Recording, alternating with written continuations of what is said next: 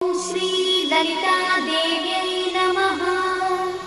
श्री ललिता सहस्रनाम स्तोत्रम् ध्यानम्। अरुणां करुणातरङ्गिताक्षीं धृतपाशाङ्कुशपुष्पबाणचापाम् अणिमाधिविरावृतां मयूखैः अहमित्येव विभावये भवानी।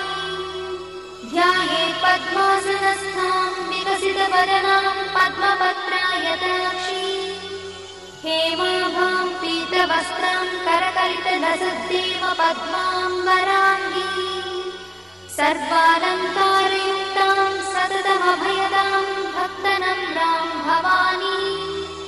श्रीविद्यां शान्तमूर्तिं सकलसुरक्तां सर्वसम्पत्प्रदात्री श्रीमाता श्रीमहाराज